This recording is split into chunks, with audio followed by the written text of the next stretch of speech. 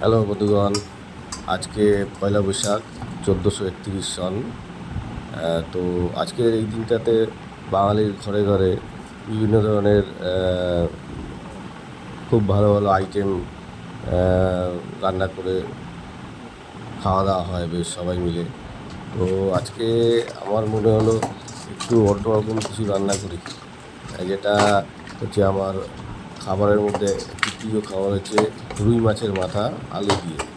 তো এই রুই মাছের মাথা এনেছি, এটাকে নুন হলুদ দিয়ে মেখে রেখেছি কিছুক্ষণ, তারপরে এবার এটা ভেজে নেব। রুই মাছের মাথা অসাধারণ লাগে আলু দিয়ে, আর তার আদা জিরে বাটা টমেটো দিয়ে, খুবই ভালো লাগে।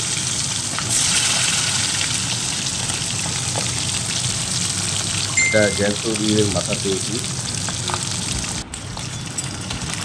তো করে ভাজা হয়ে গেলে এর মধ্যে আদা টমেটো আর একটু জিরে, বেশি কিছু মশলা দেবো না।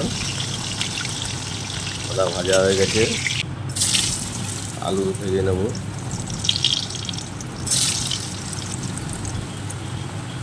আর এখানে আদা মিক্সিতে করে নেবো, আদা টমেটো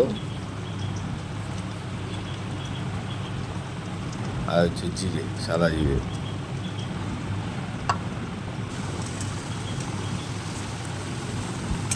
ভাজা হয়ে গেছে আলু। আর এখানে সম্বরে দেবো আপনার শুকনো লঙ্কা, তেজপাতা, এলাচ, দারচিনি, ব্যাস সামান্য দুটো এলাচ, একটু সামান্য দারচিনি দিয়ে এবার পেস্টটা দিয়ে দেবো।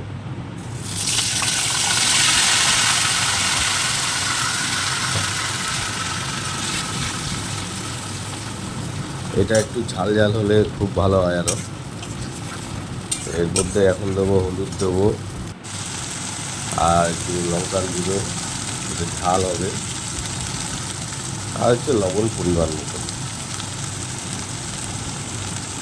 তারপরে এটা কষানো হয়ে গেলে মাথা দিয়ে একটু জল দিয়ে দেবো। আর রান্নায় সবসময় যদি জল দিতে হয় তাহলে গরম জল দিলে এটা রান্নার টেস্টটা বজায় থাকে। কষানো হয়ে গেছে, গরম জল দিয়ে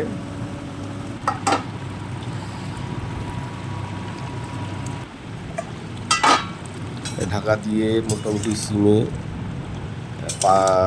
5 থেকে 7 মিনিট ঢেকে ঢেকে রান্না করতে হবে। আমাদের রুই মাছের মাথা মোটামুটি হয়েই এসছে, নামিয়ে নেবো এবার।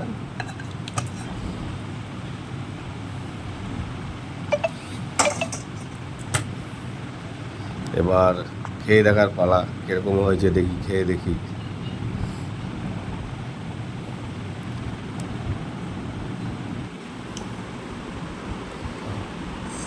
দেখে তো হেভি লাগছে, ঝোলটা যা হয়েছে। ও দেখুন, ঝোলটা দেখুন, কালারটা দেখুন।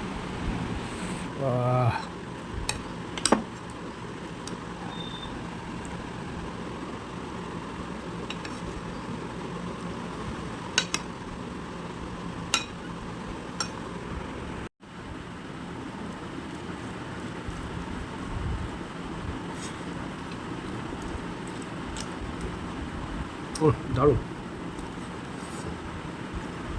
ঝালটা হয়েছে ভালো, নুনটা একটু কম আছে, ঠিক আছে, চলবে।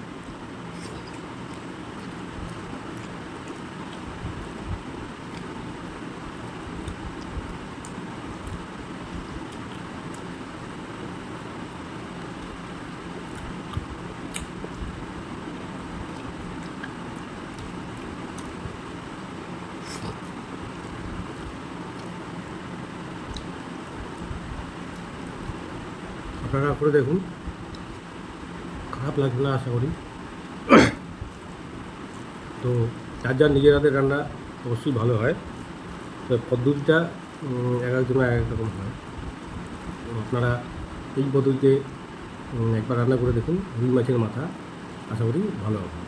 আর ভালো হলে নিশ্চয়ই এটাকে সাবস্ক্রাইব করবেন, লাইক করবেন, শেয়ার করবেন। ওকে, আজকের মতো সবাইকে পয়লা বৈশাখের শুভেচ্ছা জানিয়ে এখানেই শেষ করছি।